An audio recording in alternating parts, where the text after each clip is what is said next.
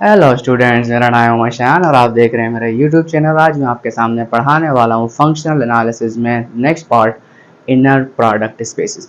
अब बात करेंगे इनर प्रोडक्ट स्पेसेस के ऊपर, हिल्बर्ट स्पेसेस के ऊपर, और काफ़ी ज़्यादा चीज़ें आज हम पढ़ने वाले हैं। ऑर्थोगोनल सेट, ऑर्थोनॉर्मल सेट, काफ़ी सारी चीज़ों के बारे में एग्जाम्पल्स करेंगे, कॉन्सेप्ट लेंगे और अच्छी तरीके से उसको होल्ड डाउन करेंगे। फटाफट से कॉपी पेन लेके मेरे साथ बैठ जाओ, हर एक चीज़ को लिखिएगा, फटाफट स्क्रीनशॉट लिएगा और अपना काम फटाफट से करिएगा। तो आइए स्टार्ट करते हैं, बगैर टाइम जाए किए। What is the inner product space? अगर कोई सेट x और इस तरह से लिखा हो, मतलब this is the sign of the inner product, is said to be inner product space if it satisfy the following axioms. अगर ये नीचे दिए हुए 5 एक्सियम्स को सेटिस्फाई करता है तो वो सेट x जो होगा मेरे पास क्या होगा, एक इनर प्रोडक्ट स्पेस होगा। फटाफट से आइए, सबसे पहले आप देखो यहाँ कि जो आपका जो इनर प्रोडक्ट स्पेस होगा वो 0 से बड़ा होना चाहिए या 0 के बराबर होना चाहिए, मतलब ग्रेटर देन 0 होना चाहिए। अगर आपके पास ये नॉन या ये जो आपका जो इनर प्रोडक्ट है वो 0 है, वो जब ही हो सकता है इफ एंड ओनली इफ अगर आपका x 0 हो। ठीक है, as a same as a metric space properties. अब यहाँ पे अगर आपके पास x plus y comma z हो तो आप x को पहले z के साथ लिखोगे और y को फिर z के साथ लिख के एडिशन कर दोगे। तो ये एक प्रॉपर्टी होती है किसकी, इनर प्रोडक्ट स्पेस की। आगे चलते हैं। अच्छा, ये ना कॉन्जुगेट सिमेट्री होता है। बाज़ औक़ात क्या होता है, हम जो ना कॉम्प्लेक्स नंबर के अंदर बात कर रहे होते हैं तो हमें एक बात मालूम है कि अगर a कॉमा b लिखा जाता है this is a real part है, this is a complex part. तो कभी कभी हम इस प्रॉपर्टी को कॉम्प्लेक्स कॉन्जुगेसी भी कहते हैं। तो हम यहाँ पे क्या करते हैं कि एक्स वाई अगर यहाँ पर फॉर सपोज आयोटा को अगर रियल नंबर है तो भी चलता है। तो मैंने यहाँ बार इसलिए लगाया कि कॉन्जुगेट बस को डिफाइन करें। ठीक है, तो फिफ्थ प्रॉपर्टी क्या है कि अगर अल्फा यहाँ पर इस एक्स के साथ है, ना रियल के साथ है, तो अल्फा जो है वो बाहर आ जाएगा और एक्स वाई ऐसे ऐसे लिखा जा सकता है। अब बात करते हैं कि नॉर्म्ड के अंदर, मतलब नॉर्म स्पेस के अंदर जो इनर प्रोडक्ट स्पेस डिफाइन होता है वो कुछ इस तरीके से होता है। Normed of X nothing but equal to under radical inner product space if mod of X, मतलब norm of X equal to 1। अब norm of X equal to 1 का मतलब क्या है, यहाँ पे जो x होगा वो ऑर्थोगोनल होगा, जो हम आगे चल के पढ़ेंगे भी, और यहाँ पे आप इसको यूनिट वेक्टर भी कह सकते हो। ठीक है, अब यहाँ पे जो है वो दूसरी बात करते हैं कि मेट्रिक स्पेस में कैसे डिफाइन होता है। तो मेट्रिक स्पेस का जो dxy होता है उसका जो क्या कहते हैं स्टैंडर्ड इन रियल स्पेस की अगर बात करूं x माइनस वाई होता है। x माइनस वाई होता है तो इसका जो नॉर्म, मतलब जो इनर प्रोडक्ट स्पेस है वो इस तरीके से डिफाइन किया जाता है। अब बात करते हैं एग्जाम्पल के ऊपर कि हमने ऊपर क्या समझा, नीचे भी देखते हैं। एग्जाम्पल कहता है कि अगर आपके पास एक इनर प्रोडक्ट स्पेस यहाँ से डिफाइंड है तो ये क्या इनर प्रोडक्ट स्पेस है, बाय डेफिनेशन देखते हैं। मैंने कहा देखो x और x चेंज करते हैं। मैंने कहा हर जहां जहां y था वहां वहां मैंने क्या रख दिया, x रख दिया। अब जरा गौर से देखना, x1 इंटू x1 का स्क्वायर बनता है नहीं बनता है, देखते जाओ। x1 का स्क्वायर बनता है नहीं बनता है। फिर यहाँ देखो x1 x2 फिर x2 y1 तक कितना हो गया, x2 x1, मतलब क्या हो गया 2x1 x2, कितना हो गया 2x1 x2। अभी देखो x2 का स्क्वायर बन रहा है। ठीक है, मैंने क्या किया, x2 का स्क्वायर एक यहाँ लिखा, x2 का स्क्वायर एक यहाँ लिखा, मतलब 2 थे 2 लिखा हुआ था। तो इतना फॉर्मूला बंद हो गया और आगे क्या बचा ये वाला। और ये जो है वो ऑब्वियसली सी बात है, स्क्वायर्स लगे हुए हैं, स्क्वायर्स कभी भी नेगेटिव नहीं होता, 0 हो सकता है और हमेशा 0 से बड़ा ही होगा। तो ये प्रॉपर्टी वेरीफाई हो जाती है। सेकंड प्रॉपर्टी देखो, अगर x अगर 0 के बराबर है तो इसका रिजल्ट, ये वाले का रिजल्ट अल्टीमेटली ये आ रहा था, नहीं आ रहा था। अब यहाँ पे मैंने बाय कंडीशनल के साइन लगाई है। इसका मतलब साफ है कि ऐसे हो या ऐसे हो, मतलब इफ एंड ओनली इफ वाली कंडीशन है। अगर ये चीज 0 के बराबर है तो ये और ये दोनों 0 के बराबर होंगे। अगर ऐसा है तो ऑब्वियसली सी बात है, अगर सभी 0 के बराबर है तो पूरा पूरा x किसके बराबर होगा, 0 के बराबर होगा। अब यहाँ देखो x प्लस वाई जेड एक प्रॉपर्टी मैंने ऊपर डिफाइन करी, थर्ड प्रॉपर्टी थी। अब यहाँ देखो x प्लस वाई जेड, मैंने कहा x1 z1। अब यहाँ से देखो आपने क्या करना है, पूरी डेफिनेशन में पहले x को z के साथ लिख लेना है, ये पूरी x z के साथ आ गई। फिर आपने क्या करना है, y को उसके साथ लिख लेना है। देखो y1 z1 y2 z2 y2 z1 और 2 y2 z2। बाय डेफिनेशन मैंने इसको यहाँ पे कोड कर दिया। कोड करने का साफ साफ सा मतलब है एक्स जेड और this definition is y z, satisfy कर रहा है। आगे चलते हैं। अब देखो यहाँ पे जो है मैंने बार नहीं लगाया क्योंकि यहाँ पर कोई भी कॉम्प्लेक्स वाली चीज नहीं थी। तो सिंपल सी बात है, मैं इसको आगे पीछे कर सकता हूँ। देखो मैंने पूरी डेफिनेशन लिखी, फिर x1 y1 को मैंने क्या कर दिया, पलट दिया। y1 x1 y2 x1, मतलब पूरा पलट दिया। तो मतलब ऐसा भी तो लिख सकता हूँ ना, because multiplication is commutative property, verify करता है। तो ये पूरा का पूरा किसके बराबर होगा, y x के बराबर होगा। Simple as that. अगर मैं अल्फा ले लूं x के साथ तो हर एक टर्म के अंदर अल्फा मौजूद है, x मौजूद है। तो हर टर्म की जगह क्या पुट कर दूंगा, अल्फा के साथ x। तो पुट करने के बाद सब में से अल्फा कॉमन आ जाएगा, बाकी पूरी डेफिनेशन बच जाएगी। इसका मतलब क्या हुआ, ये जो आपके पास जो इनर प्रोडक्ट की डेफिनेशन थी वो सारी की सारी एग्जाम्स को वेरीफाई करती है। तो it means that should be the inner product space. उम्मीद करता हूँ समझ में आ गया होगा। फटाफट से इसका स्क्रीनशॉट लो, आगे चलते हैं, लिख लो, फिर हम आगे का लेक्चर पढ़ना स्टार्ट करते हैं। फटाफट से लिखो। चलिए स्टूडेंट्स आगे बढ़ते हैं। अब बात करते हैं कि आपके पास एक थ्योरम है, बोलता है let H be the IPS मतलब inner product space and then H is a normed space. अगर आपके पास एक H IPS है और वो नॉर्म्ड स्पेस भी है तो नॉर्म डिफाइन होता है इस तरीके से इनर प्रोडक्ट स्पेस में। तो इसका मतलब क्या है कि हमें H को नॉर्म्ड स्पेस जो है वो प्रूफ करना है। तो सिंपल सी बात है, अब नॉर्म की प्रॉपर्टीज को वेरीफाई करेंगे। नॉर्म की प्रॉपर्टीज कौन कौन सी होती है मैंने यहाँ पर प्रूफ किया है। अब यहाँ देखो N1 जो है वो सिंपल जैस दैट, वो ऑब्वियसली सी बात है, ये जो है ना, अब यहाँ पे मैंने जीरो लिखा है, ये जो है वो हमेशा क्या होता है, ग्रेटर देन जीरो होता है। तो ऑब्वियसली सी बात है यहाँ पे देखो x जो है वो ग्रेटर देन जीरो होगा बाय डेफिनेशन, और बाय डेफिनेशन अगर जीरो के बराबर है तो ये डेफिनेशन किसके बराबर होगी, नॉर्म के बराबर होगी। नॉर्म क्या होगा, जीरो या जीरो से बड़ा होगा। अगर ये जीरो के बराबर है तो बाय डेफिनेशन में ऐसे लिख सकता हूँ, ठीक है। तो बाय कंडीशनली अंदर वाली चीज जीरो होगी। अगर ये जीरो है तो याद रखो what the property of second property of inner product space, ये चीज जीरो कब होती है, जब x जीरो होता है। सिंपल हो गया। थर्ड प्रॉपर्टी की तरफ आते हैं। मैंने कहा देखो अल्फा अगर मल्टीप्लाई करता हूं तो यहाँ पे थोड़ी सी प्रॉपर्टी समझने वाली है। मैंने आपको एक बात बताई थी कि अगर कॉम्प्लेक्स के अंदर भी बात की जा सकती है तो यहाँ पर देखिएगा, ये यहाँ पे जो मैंने इस तरह लिखा है अल्फा एक्स और अल्फा एक्स, तो यहाँ पर आप और से देखो, सबसे पहले मैंने यहाँ पे एक बाय प्रॉपर्टी, जो मेरे पास एक प्रॉपर्टी थी इनर प्रोडक्ट स्पेस की, जो स्टार्टिंग में अल्फा यहाँ से कॉमन आ सकता है। कॉमन आने के बाद यहाँ पे जो बचता है वो क्या बचता है, इस तरीके से। अब ये वाला पार्ट जो है वो अज्यूम करते हैं कॉम्प्लेक्स पार्ट है, तो हम यहाँ से जो है वो इस कॉम्प्लेक्स पार्ट को बार की सूरत में बाहर निकालते हैं। तो अंदर क्या बचता है बेटा, एक्स कोमा एक्स बचता है। और आपको पता है बेटा कॉम्प्लेक्स एनालिसिस में आपने एक चीज जरूर पढ़ी होगी कि अगर किसी भी कॉम्प्लेक्स नंबर को उसके कॉन्जुगेट से मल्टीप्लाई करते हैं तो उसी के मॉड का स्क्वायर आ जाता है। तो उसका मतलब क्या हुआ, इस चीज को मैंने क्या लिख दिया, मॉड का स्क्वायर लिख दिया। अब यहां से बाहर आया तो क्या हुआ ना, मॉड अल्फा और by definition of the normed space. अब नॉर्म्ड स्पेस की डेफिनेशन बनी तो अल्फा के साथ ये मैंने नॉर्म्ड स्पेस लिख दिया, मतलब वेरीफाई करता है। आगे चलो, लास्ट प्रॉपर्टी आपके पास क्या कहते हैं, triangle inequality in terms of normed spaces. अगर ये ऐसा है तो मैं एक काम करता हूं, मैंने कहा x प्लस वाई का स्क्वायर करते हैं। मैंने कहा बाय डेफिनेशन में आपको थोड़ी देर पहले बता चुका हूं कि आपके पास जो नॉर्म्ड ऑफ x होता है वो बराबर किसके होता है, अंडर x। अगर मैं इसका स्क्वायर कर दूं तो उसके रूट हट जाएगा, तो मतलब अंदर वाली चीज को मैं ऐसे लिख सकता हूँ। ऑब्वियसली सी बात है। ऐसे लिखने के बाद अभी मैंने एक और प्रॉपर्टी पढ़ी, मैंने कहा अगर x प्लस वाई हो z होता है तो मैं क्या लिख सकता हूँ बेटा, एक्स जेड लिख सकता हूँ और वाई जेड लिख सकता हूँ। मैंने क्या किया, एक x को पूरे के साथ लिखा, एक y को पूरे के साथ लिखा। सिंपल। सिंपल लिखने के बाद मैंने कहा इस एक प्रॉपर्टी को जो भी मैंने दिया खोली है वो दोबारा ओपन कर दी। मैंने कहा एक x को एक के साथ, एक x को y के साथ, मतलब एक इसको इसके साथ, इसको इसके साथ, दोनों आ गए। इसको इसके साथ, इसको इसके साथ, दोनों आगे आने चाहिए। देखो सिंपल वाला ऐसे ही लिखा, लास्ट वाला भी ऐसे ही लिखा। अब यहाँ पे देखो क्या हुआ। अब यहाँ पर एक बात याद रखना है कि मैंने एक और बात बताई थी कि अगर आपके पास एक्स वाई हो तो आप उसको जो है वो वाई एक्स लिख सकते हो by the property of inner product spaces. तो मैंने क्या किया, इसको वाई एक्स की सूरत में इन दोनों को ऐड करके लिख दिया। अब इन दोनों को ऐड करके लिखने का मकसद है मॉड आएगा, मतलब ऑब्वियसली सी बात है पॉजिटिव रिजल्ट होंगे। पॉजिटिव रिजल्ट होंगे तो आपने जो है वो by the help of Cauchy-Schwarz inequality क्या करना है, कॉशी-श्वार्ट्ज इनइक्वालिटी कहती है अगर किसी भी इनर प्रोडक्ट स्पेस का मॉड है तो वो लेसर देन इक्वल होगा प्रोडक्ट ऑफ टू नॉर्म्स। तो मैंने इसकी जगह क्या कर दिया, प्रोडक्ट ऑफ एक्स और वाई का नॉर्म लिख लिया। अब इसकी डेफिनेशन यहाँ देख सकते हो, अगर मैं इसका स्क्वायर कर दूं किसके बराबर आएगी, नॉर्म ऑफ एक्स के स्क्वायर के। अब ये चीज ऐसे कैसी हो गई, देखो ए स्क्वायर प्लस 2ab प्लस बी स्क्वायर होल स्क्वायर में बंद हो गया, कैंसिल कर देंगे स्क्वायर्स को, मतलब रूट बोथ साइड भी कर लो तो कोई बात नहीं चलेगा। तो ये चीज वेरीफाई हो रही है, बिल्कुल हो रही है। तो यहाँ पे हमने किसका इस्तेमाल किया, कॉशी-श्वार्ट्ज इनइक्वालिटी का in term of inner product and normed spaces. अब यहाँ पे देखो आपके पास एक और इनइक्वालिटी मैंने यहाँ जनरेट की है, क्या लिखा हुआ है, पैरेललोग्राम इनइक्वालिटी। अब पैरेललोग्राम इनइक्वालिटी क्या कहती है, x प्लस वाई का स्क्वायर करो, x माइनस वाई का स्क्वायर करो तो वो लेसर देन इक्वल होगा 2 टाइम्स, मतलब simple addition of normed spaces squares. अगर ऐसा है, और ये बेसिकली पैरेललोग्राम इनइक्वालिटी बनी कैसे, अगर मैं आपको बात बताऊं, मैंने कहा ये आपके पास मान लो पैरेललोग्राम है कुछ इस तरीके से, ये इस तरीके से आपको कोई पैरेललोग्राम है, आपने फिजिक्स में भी पढ़ा होगा कि अगर ये लेंथ x है और ये लेंथ y है तो बीच से निकलने वाला रिजल्टेंट क्या होता है x प्लस वाई, और साइड से निकलने वाला रिजल्टेंट क्या होता है x माइनस वाई। उम्मीद करता हूं समझ आ रहा होगा। तो यहां से सम ऑफ स्क्वायर्स मैंने यहां से क्या बनाई है, पैरेललोग्राम इनइक्वालिटी बनाई है।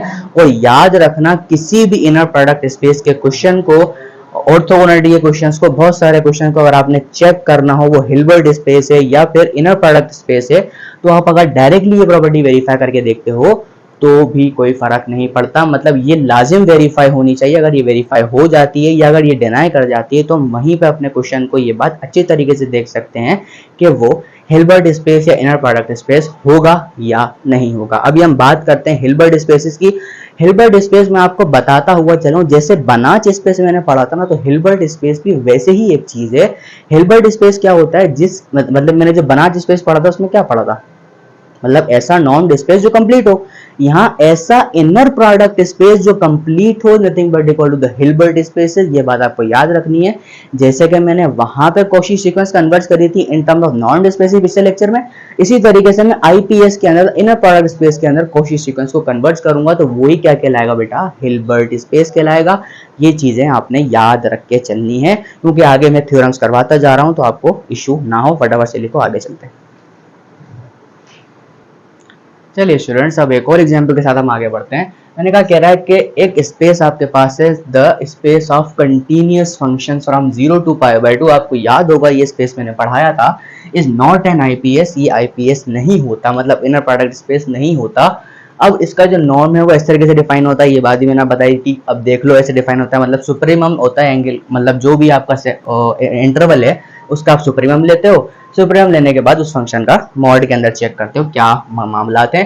तो हम इसकी मैं काउंटर एग्जांपल के तौर पे देखता हूँ क्योंकि जो भी चीज प्रूव नहीं होती उसके लिए काउंटर एग्जांपल जरूर होती है। तो काउंटर एग्जांपल की तरफ देखते हैं। मैंने कहा देखो, एक फंक्शन में साइन एक्स मान लेता हूँ, दूसरा फंक्शन में कॉस एक्स मान लेता हूँ। मानने के बाद मैंने कहा जब इसका नॉर्म चेक करूंगा, मैंने कहा साइन का अगर मैं सुप्रीमम चेक करूँ, साइन जो है वो 1 से ज्यादा बड़ी वैल्यू कभी देता ही नहीं है, तो मतलब क्या आएगा, 1 आएगा। इसीलिए जो कॉस है ना वो भी 1 से ज्यादा बड़ी वैल्यू नहीं देता कभी भी, तो उसका मतलब नॉर्म ऑफ जी भी 1 होगा। तब नॉर्म ऑफ जी 1 है तो मैंने कहा इसका एफ प्लस जी चेक करते हैं। और एक बात मैं आपको फिर से बताता हुआ चलूं कि ये अगर आईपीएस नहीं है तो मैं पैरेललोग्राम इनइक्वालिटी को वेरीफाई करके चेक करूंगा, जो कि मैं कर रहा हूं। और अगर वो वेरीफाई नहीं करती तो मतलब वो आईपीएस नहीं होगा, सिंपल सी बात है। तो अब यहाँ पे देखो, मैंने π/4 यहाँ से एक वैल्यू उठाई जो कि कहाँ से आती है, 0 और π/2 के दरमियान है। अगर ये वैल्यूज दरमियान आती है तो मैं अगर फंक्शन में पुट करके चेक करता हूँ तो f ऑफ π/4 मतलब 45 degrees, sin 45 1/√2, cos 45 1/√2, addition is nothing but √2 आएगी। और इस तरीके से अगर मैं 90 डिग्री पुट करता हूँ, वो भी इसी साइड में से आता है, तो उसका मतलब क्या है, sin 91 एंड cos 90 0, आंसर कितना आएगा, 1 आएगा। अगर यहाँ पे मैं पैरेललोग्राम इनइक्वालिटी लगा के चेक करता हूँ, जो कि मैंने आपको थोड़ी देर पहले बताई, तो ये देखो f प्लस जी का रिजल्ट कितना आ रहा था, √2 मतलब 2 आंसर आएगा। इसका आ रहा था 1, 1 का स्क्वायर 1 होता है, 2 मल्टीप्लाई बाय दोनों के नॉर्म के आंसर कितने थे, 1 थे, 1 हो गया। 2 + 1 3 और 1 + 1 2, 2 × 4, मतलब तो ये तो बराबर नहीं आ रहा, मतलब पैरेललोग्राम इनइक्वालिटी सेटिस्फाई नहीं करी, डिनाई कर गई, तो आईपीएस नहीं होगा। तो काउंटर एग्जांपल मैंने यहाँ पर आपको दिखा दी। अब बात करते हैं नेक्स्ट एग्जांपल पर। मैंने कहा देखो आपके पास एक जो है वो सीक्वेंस वाला सेट है। मैंने कहा x is this one and y this one, में शो दैट करना है कि ये एक आईपीएस है, तो मैं इसकी प्रॉपर्टीज को वेरीफाई करके देख सकता हूँ। मैंने कहा चेक करते हैं पहली प्रॉपर्टी। मैंने कहा x और x के बारे में बात करते हैं, तो उसका मतलब क्या होगा, i फ्रॉम 1 to n, कितना हो जाएगा, xi और xi। और अगर ऐसा है तो मैंने कहा ये बात भी मैं कह सकता हूँ, i फ्रॉम 1 to n, ये हो जाएगा xi का स्क्वायर। तो सिंपल सी बात है, xi का स्क्वायर है वो ग्रेटर देन इक्वल टू 0 होगा। तो मतलब क्या है, ये जो पूरी प्रॉपर्टी है मैंने कहा इनर प्रोडक्ट स्पेस की, वो क्या होगी, 0 से बड़ी होगी। यहाँ पे देख लेते हैं, ये 0 से बड़ी होगी या 0 होगी, सिंपल सी बात। दूसरी बात देखते हैं। मैंने कहा देखो x और x का जो चीज है वो 0 होता है, कब होता है, जब x 0 हो। चेक करते हैं भाई। मैंने कहा अगर ऐसा है, मैंने कहा i फ्रॉम 1 to n, मैंने कहा xi equal to 0 and this one, तो ऑब्वियसली सी बात है 0 होगा। तो मैंने कहा xi का स्क्वायर अगर 0 है तो भाई ऑब्वियसली सी बात है xi जो है वो 0 होगा, और ऐसा है तो मैंने कहा x 0 होगा, सिंपल है। अगर तीसरी प्रॉपर्टी को वेरीफाई करके देखूं तो मैंने कहा देखो x प्लस y के साथ z आ जाता है, तो इसका मतलब क्या होगा, summation from i from 1 to n xi plus yi into zi। ऐसे ही लिख सकता हूँ इसको मैं, क्योंकि x के साथ z, y के साथ z, ऐसे लिखते हैं। मैंने कहा चेक करो, मैंने कहा summation i from 1 to n, ये कितना हो जाएगा, xi और zi and summation I from 1 to n, ये कितना हो जाएगा बेटा वाई आई और जेड आई। तो क्या मैं इसको ऐसा लिख सकता हूँ एक्स और जेड, बिल्कुल लिख सकता हूँ। इसको लिख सकता हूँ बेटा वाई और जेड, तो बेटा हो गई ना सेटिस्फाई। आगे चलो चौथी प्रॉपर्टी देखते हैं। मैंने कहा चौथी प्रॉपर्टी क्या होती है।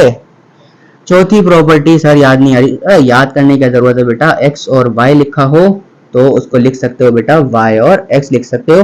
तो ऑब्वियसली सी बात है बेटा summation I from 1 to n, अगर मैं एक्स आई और वाई आई लिखूं तो इसको ऐसा भी लिखा जा सकता है summation I from 1 to n Y I और एक्स आई, मल्टीप्लीकेशन पे कोई फर्क नहीं पड़ता, तो क्या हो जाएगी वेरीफाई हो जाएगी। अब बात करते हैं लास्ट प्रॉपर्टी की। लास्ट प्रॉपर्टी क्या कहता है, अगर कोई अल्फा इसके अंदर मौजूद हो, मैंने कहा अल्फा इंटू एक्स वन और x comma y is nothing but equal to summation I from 1 to n, मैंने कहा अल्फा एक्स आई और यहाँ पे देखो वाई आई। अल्फा को मैं यहाँ से बाहर निकाल लेता हूँ, कितना हो जाएगा बेटा summation I from 1 to n, मैंने कहा एक्स आई और वाई आई। तो सिंपल सी बात है अल्फा बाहर आ गया और क्या बन गया एक्स कॉमा वाई बन गया। तो सिंपल सी बात है ये मेरा थ्योरम जो है वो प्रूव हो गया कि भाई ये जो रिजल्ट मेरे पास मौजूद था ये आईपीएस होता है। तो ये भी लिखो और आगे बढ़ते हैं। चले आइए स्टूडेंट्स और आगे बढ़ते हैं। आपके पास एग्जांपल आ गई है एक और, कह रहा है find the norm of x is equal to 3,4 in R square in Euclidean space. और अभी मैं आपको एक बार बताता हुआ चला था कि भाई यूक्लिडियन स्पेस के अंदर जो नॉर्म होता है वो कैसे डिफाइन किया जाता है। मैंने कहा देखो इस तरीके से डिफाइन किया जाता है, नहीं किया जाता है। मैंने कहा x और x निकालेंगे, मतलब क्या हुआ आपको जो है वो ये एक अंदर वाला सेट मिला हुआ है। अगर मैं बोलूँ आपको क्या मिला हुआ है 3,4, तो ये बराबर किसके होता है बेटा x multiply by x। Obviously सी बात है ना, x को x से मल्टीप्लाई करते हैं। तो ये रिजल्ट में क्या इस तरीके से लिख सकता हूँ, मैंने कहा 3 मतलब इस तरीके से, मैंने कहा 3,4 मल्टीप्लाई बाय 3,4। सिंपल है, नॉर्म स्पेस के अंदर ऐसे लिखा जा सकता है। तो अगर इसको मल्टीप्लाई करता हूँ, मैंने कहा देखो 3 मल्टीप्लाई बाय 4 और 3 मल्टीप्लाई बाय 4, मतलब इसको इससे कर देंगे तो 3 मल्टीप्लाई बाय 4 का आंसर कितना आएगा, नहीं 3 मतलब हाँ पहले 3 को 3 से करेंगे फिर 4 को 4 से करेंगे, कितना आंसर आएगा बेटा 9 + 16, आंसर कितना आएगा 25। 25 को उठा के यहाँ रखो, इट मीन्स आपका जो नॉर्म है वो अंडर रूट यहाँ पे कितना आ जाएगा 25 और सिंपल आंसर कितना आ जाएगा 5 आ जाएगा। खत्म हो गया, कोई इशू नहीं था। बस आपको डेफिनेशन याद रखनी है। कह रहा है वी आर विद एक रियल वेक्टर स्पेस है, पॉलिनोमियल्स वो एक इनर प्रोडक्ट स्पेस है और इस तरीके से डिफाइन हुआ हुआ एफ एक्स जी एक्स आपके पास ही है। तो आपको ये 3 चीजें फाइंड करके दिखानी है। ये भी बड़ा सिंपल है भाई, देखो बड़ा सोल्यूशन सिंपल हलवा। अगर आईपीएस है तो मैं अगर f और g फाइंड करना चाहता हूं तो मैं क्या करूंगा, integration from 0 to 1 f of x की जगह की वैल्यू रख देता हूं। मैंने कहा एक्स स्क्वायर प्लस x और माइनस का 4 रख दूंगा और gx की वैल्यू यहाँ पर रख दूंगा x माइनस 1। तो क्या आप इसको सिंप्लीफाई कर सकते हो, क्या सिंप्लीफाई कर सकते हो 0 to 1 के अंदर integration with very very easy. तो इसका जो रिजल्ट आएगा ना बेटा आपके पास कितना आएगा बेटा 7/6 आ जाएगा। उम्मीद करता हूँ समझ आ रहा है, क्योंकि इसको सिर्फ आपने इंटीग्रेट करना है और इंटीग्रेट के फॉर्मूले आप बच्चे तो हो नहीं, आराम से कर सकते हो। अगर यहाँ से अगर मैं नॉर्म ऑफ जी निकालने की कोशिश करूँ तो मुझे पता है नॉर्म ऑफ जी किसके बराबर होता है जी इंटू जी, और क्या होगा इंटीग्रेशन फ्रॉम 0 to 1, यहाँ पे कितना आ जाएगा बेटा जी एक्स और यहाँ पे कितना आ जाएगा जी एक्स। ऑब्वियसली इस बात है दोनों जी हैं तो दोनों का जी फंक्शन यूज होगा, दोनों का जी फंक्शन यूज होगा तो इंटीग्रेशन फ्रॉम 0 to 1 ये कितना आ जाएगा बेटा x माइनस 1 का होल स्क्वायर, x माइनस 1 का होल स्क्वायर dx आ जाएगा। अब इसकी इंटीग्रेशन ओपन कर दो बेटा x square plus 2x plus 1 dx। जब आप इसको क्या कहते हैं इंटीग्रेट करोगे कितना आएगा बेटा x स्क्वायर बाय 2, ये कितना आ जाएगा बेटा 2x है तो x स्क्वायर आ जाएगा प्लस का x आ जाएगा। यहाँ से आप 0 से लेके 1 पुट करोगे तो आपका जो आंसर है वो कितना आ जाएगा यहाँ पर 1/√3।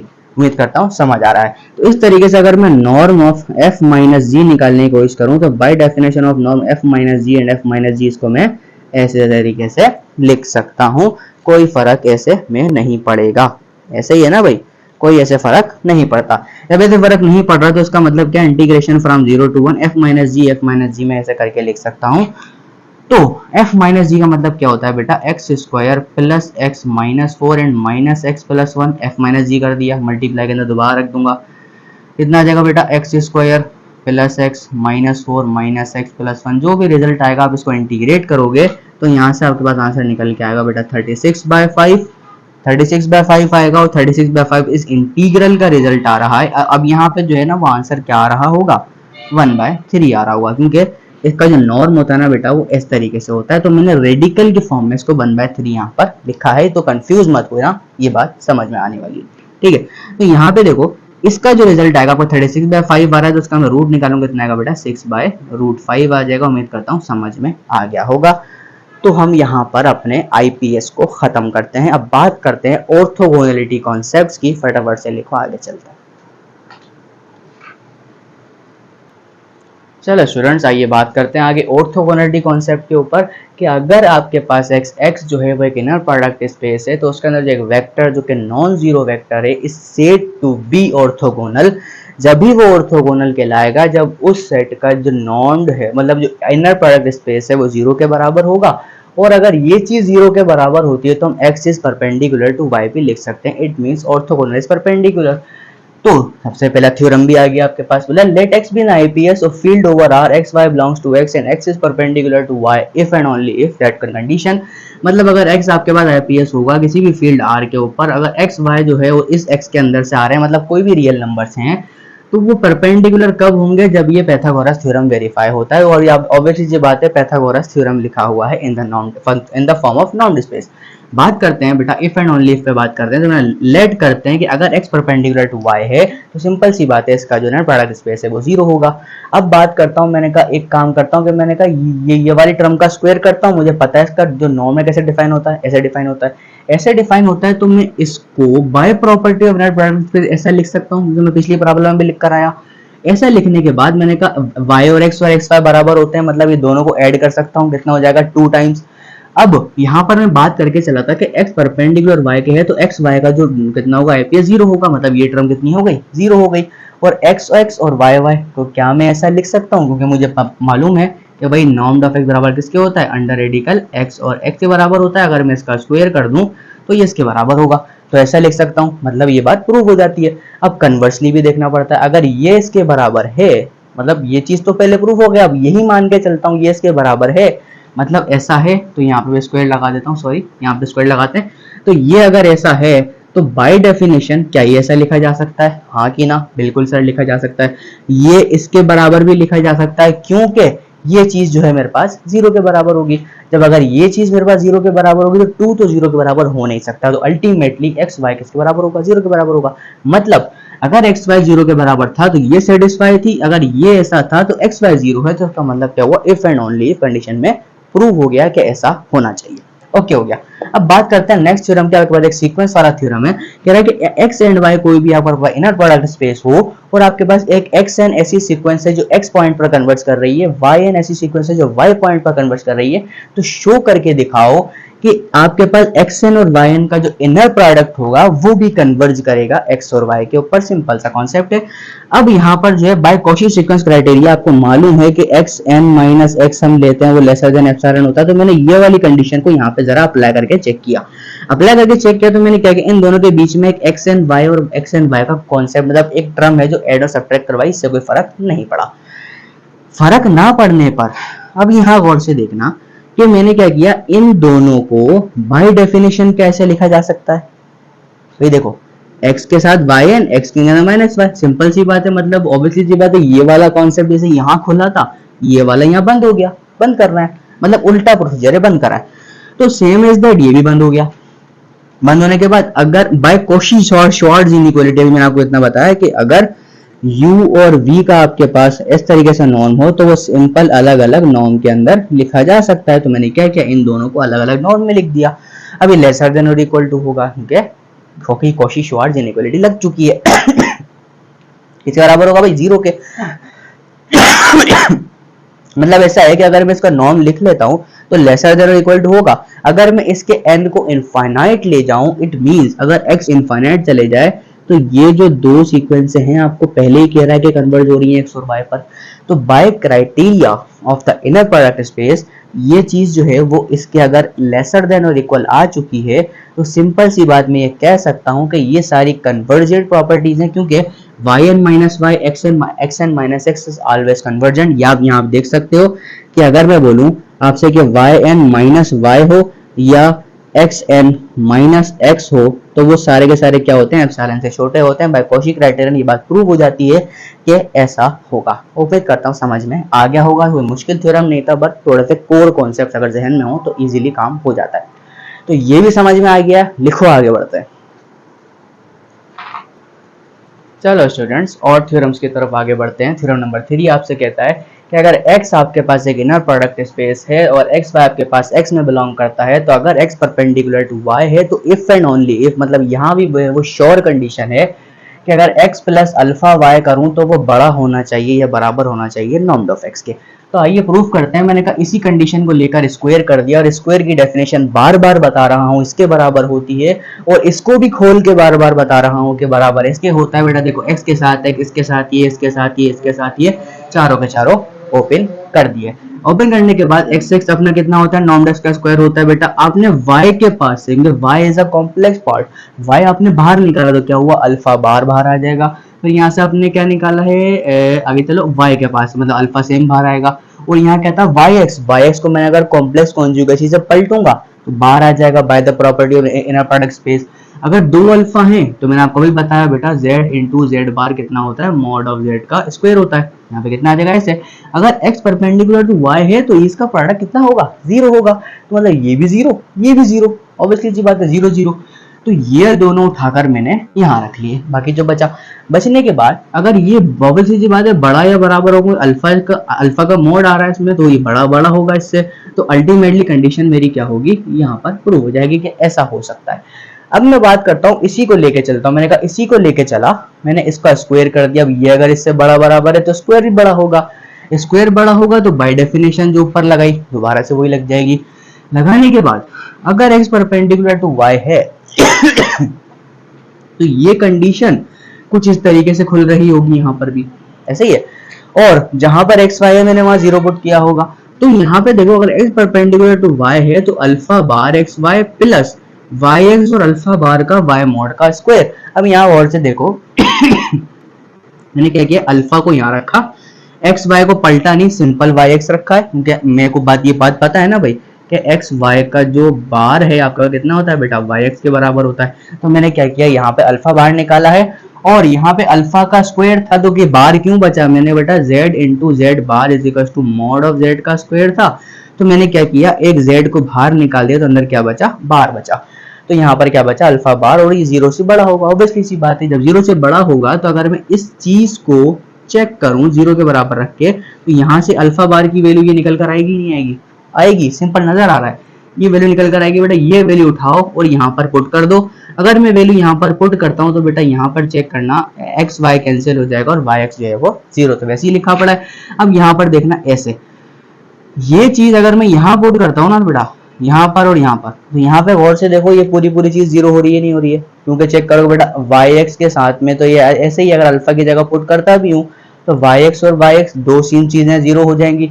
अब आगे चलते हैं, अल्फा बार और नॉर्म ऑफ वाई का स्क्वायर। अब नॉर्म ऑफ वाई का स्क्वायर यहाँ पर मौजूद है तो इससे ये कैंसिल हो जाएगा, बचेगा क्या, सिर्फ अल्फा पुट करने से ये रिजल्ट बचेगा। ये रिजल्ट बचेगा तो आप चेक कर सकते हो वाई एक्स और एक्स वाई, मतलब ये लिखा हुआ है z और लिखा हुआ है z बार, क्या हो जाएगा मॉड ऑफ z का स्क्वायर। मॉड ऑफ z का स्क्वायर लिखा तो ये भी ग्रेटर देन इक्वल टू 0 होगा। जब ग्रेटर देन इक्वल टू 0 होगा तो अंदर की चीज भी क्या होगी, 0 के बराबर होगी। ऑब्वियसली सी बात है, समझ आने वाली कंडीशन है। हाँ ठीक है, बिल्कुल ये 0 के बराबर होगा ऑब्वियसली ना, मॉड ऑफ इसका स्क्वायर कितना होगा, 0 के बराबर होगा, और ये कंडीशन यहाँ से प्रूव हो जाएगी। अब बात करते हैं मेरा थ्योरम नंबर 4 की। ये थोड़ा सा क्रिटिकल थ्योरम है, समझ में आएगा, थोड़ा सा और गौर करिएगा, अपने हाथों से इन टर्म्स को पुट करके ओपन करेंगे तो ये टर्म्स आपके सामने निकल कर आएंगे। तो let x and y be the inner product space. अगर आपके पास दो नॉन जीरो वेक्टर्स हैं और x परपेंडिकुलर टू y है, मतलब परपेंडिकुलर टू y समझ सकते हैं, इनर प्रोडक्ट 0 होगा, तो लीनियरली इंडिपेंडेंट भी होंगे। लीनियरली इंडिपेंडेंट का साफ साफ सा मतलब है, लीनियर अलजेब्रा को याद करो, लीनियरली इंडिपेंडेंट वेक्टर्स जब भी होते थे उसी सूरत में होते थे जब उसका लीनियर कॉम्बिनेशन 0 के बराबर होता था। तो मैंने उसी चीज का इस्तेमाल किया है कि अगर आपका नॉर्म्ड स्पेस 0 है, मतलब परपेंडिकुलर है, मतलब इनर प्रोडक्ट स्पेस 0 है, परपेंडिकुलर है, तो लीनियर इंडिपेंडेंट कैसे होंगे, उन दोनों का जो लीनियर कॉम्बिनेशन होगा 0 होगा। अब इनका जो नॉर्म्ड होगा वो भी 0 होगा, जब लीनियर कॉम्बिनेशन है 0 है तो नॉर्म भी 0 होने वाला है।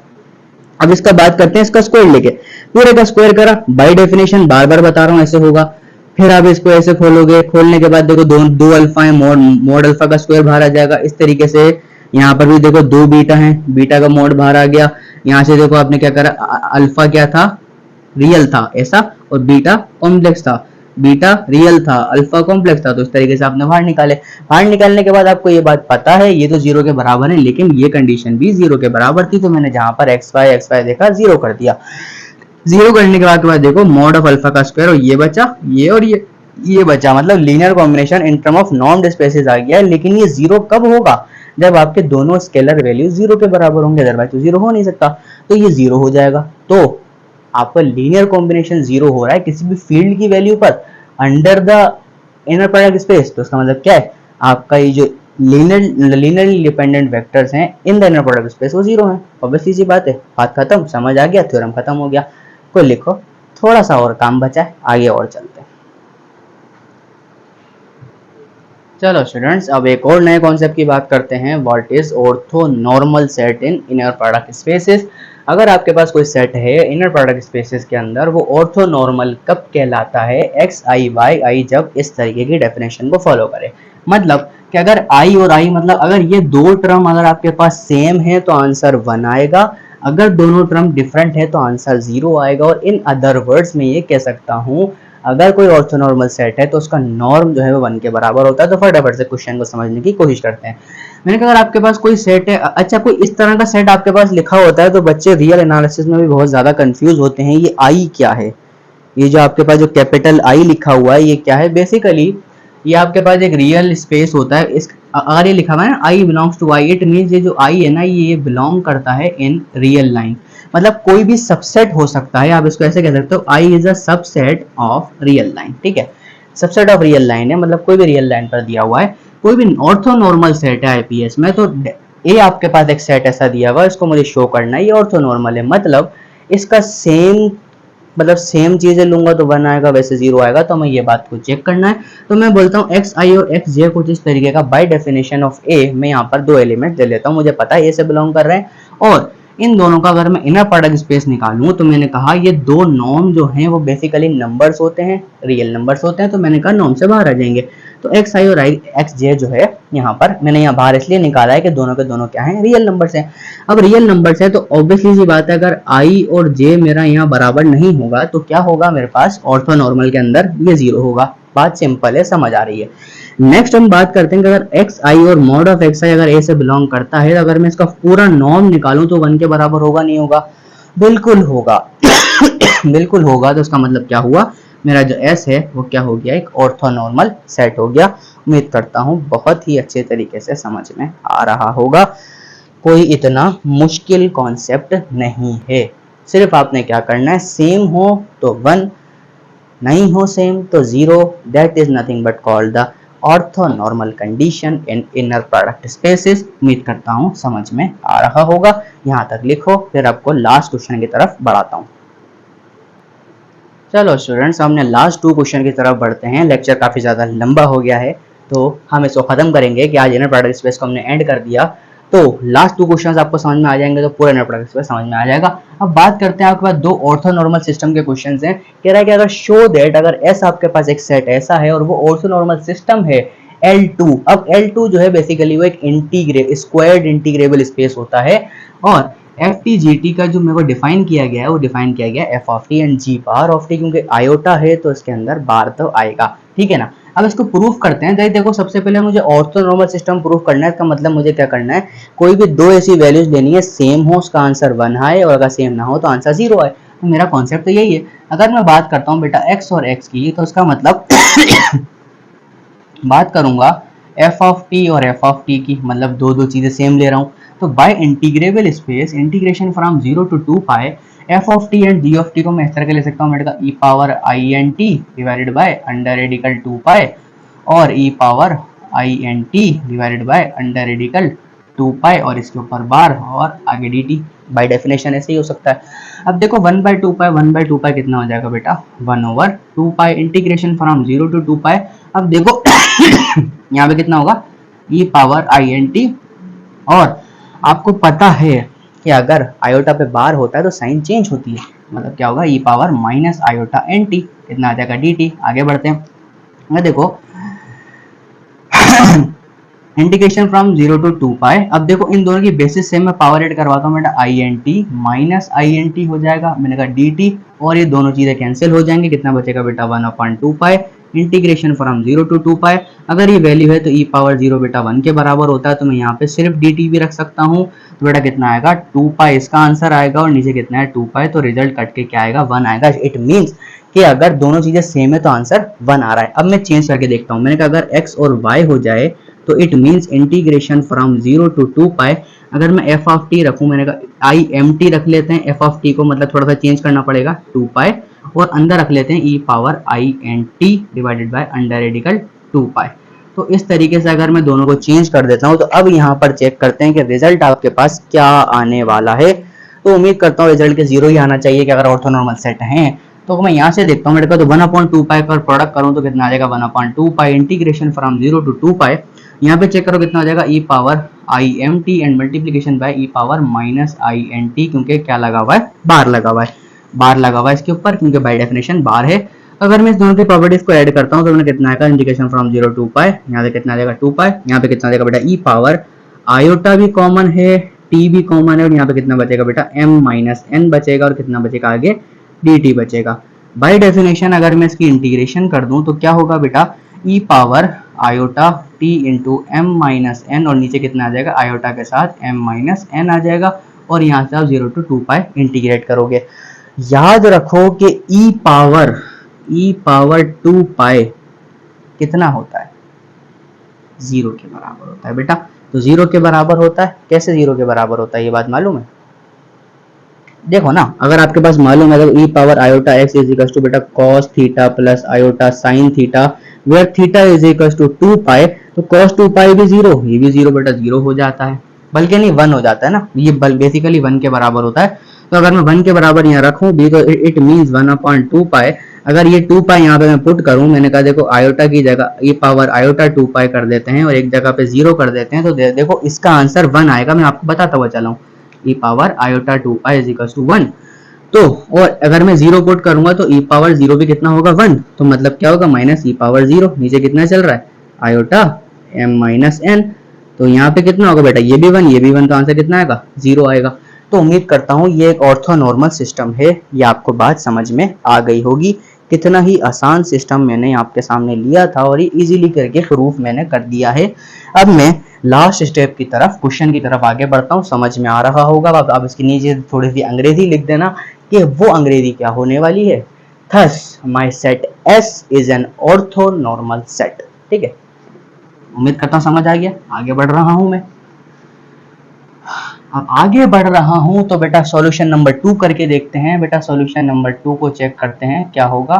सॉल्यूशन नंबर 2 में आपके पास जो है वो 3 चीजें हैं, ऊपर 2 चीजें थी, तो ऑब्वियसली सी बात है अगर मैं Sn और Sn का इनर प्रोडक्ट स्पेस निकालता हूं, देखो सबको अलग अलग से निकालेंगे। बाय डेफिनेशन क्या कह रहा है, integration from -pi to pi, Sn की वैल्यू कितनी है बेटा 1/√पाई, कितना आ जाएगा साइन nt, और अगेन कितना आ जाएगा 1/√पाई साइन nt, कितना आ जाएगा साइन nt, यहाँ पे कितना आ जाएगा बेटा dt। अगर यहाँ से आप देखोगे इंटीग्रेशन फ्रॉम -पाई टू पाई, तो कितना हो जाएगा बेटा 1/पाई, और ये कितना हो जाएगा sine square t and dt। मुझे तो समझ आ रहा होगा। अगर मैं Sn जो है Sn के साथ कैलकुलेट करूँ तो कितना आ जाएगा बेटा 1/पाई, और अंदर एक इवन फंक्शन है तो मतलब क्या आएगा 2 टाइम्स इंटीग्रेशन फ्रॉम 0 to पाई। इसका अगर मैं ओपन करूँ कितना हो जाएगा बेटा 1 माइनस कॉस 2t/2, और जब आप इसको कैलकुलेट करोगे तो इसका आंसर जो है वो कितना आएगा 1 आएगा। और इंटीग्रेशन आपको करना आती है, क्योंकि फंक्शनल पढ़ रहे हो, इंटीग्रेशन तो बहुत ही पहले सीख चुके होंगे।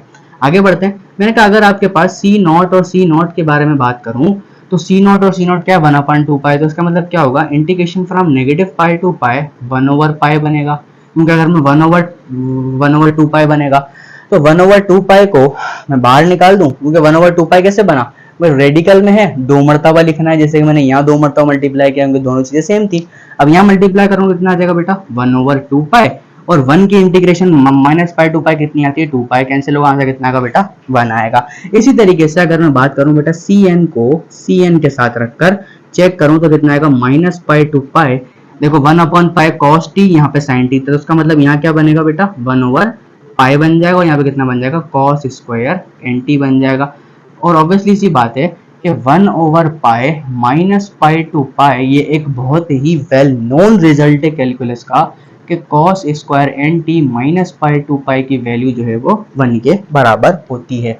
सिंपल एज दैट, अगर हम ऐसे करें तो समझ में आ रहा है। तो देखो हमने तीनों सेम चीजें रख ली, आंसर हमारे पास क्या आए, 1 आए।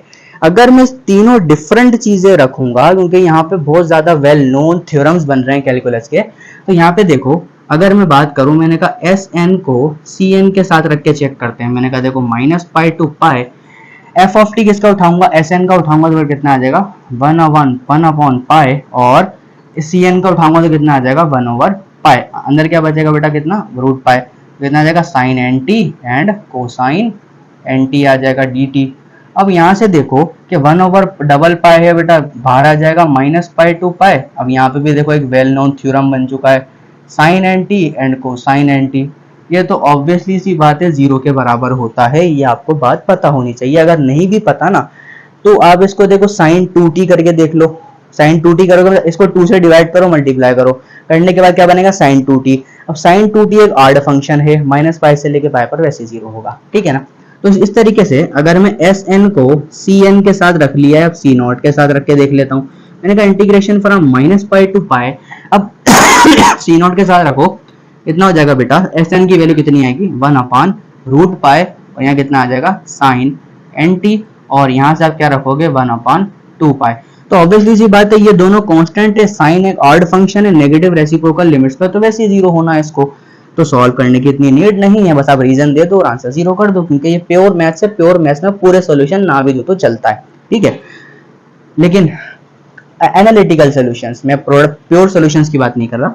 अच्छा, यहाँ पे अगर मैं सी नोट का सी एन के साथ लेके चेक करूँ, तो सारे में सारी कंडीशंस लेके चेक करूंगा, तो माइनस पाई से पाई बेटा सी नोट और सी एन का है, ये दोनों वैल्यूज हैं। तो मैंने कहा देखो 1/2पाई और 1 अंडर रेडिकल 2 पाई था, और यहाँ पे कितना है अंडर रेडिकल पाई है, यहाँ पे कितना आएगा बेटा कोसाइन एन टी। और जब आप मैं इसको सॉल्व करूंगा आगे की तरफ, तो देखो 1/पाई पाई कैंसिल होगा, तो इतना कितना बचेगा 1/√2 और pi, integration from minus pi to pi. Cos का जो रिजल्ट है माइनस पाई के ऊपर भी कितना आता है 0 आता है, इसको भी आप कैलकुलेट कर देख सकते हो। उम्मीद करता हूँ समझ में आ गया होगा। इट मीन्स जो भी मैंने दोनों सेम सेट लिए उसके ऊपर आंसर 1 आ रहा है, और जो मैंने अलग अलग सेट लिए उसके ऊपर आंसर 0 आ रहा है, तो it satisfy the property of orthonormal set. तो that's why these three sets SN, C naught and CN are orthonormal between us। Orthonormal है, और इस तरीके से मैंने पहली वाली भी आपको करके दिखाई कि अगर एस मैंने x और x लिया तो आंसर 1 आया, x और y लिया तो मेरे पास जो है वो बाय आइलर फार्मूला कंडीशंस जो बन रही थी वो किसके बराबर बन रही थी 0 के बराबर, तो रिजल्ट शुड भी 0 हो गया था। तो उम्मीद करता हूँ आज का लेक्चर आपको बहुत अच्छी तरीके से समझ में आया होगा। थोड़ा सा लेंथी लेक्चर था, मैंने काफ़ी सारा कोर्स इसमें कवर किया है, हर एक चीज़ समझ में आ गई होगी। अगर नहीं समझ में आई तो मुझे कमेंट बॉक्स में बता सकते हो, आपको वहीं पे मैं आपको मैसेज पे समझा दूंगा। उम्मीद करता हूँ हर एक चीज़ के समझ में आ गई। तब तक के लिए अल्लाह हाफिज़, बाय बाय, मिलते हैं आपके साथ नेक्स्ट लेक्चर में, तब तक के लिए और इस तरीके से पढ़ते रहिए, अल्लाह हाफिज़।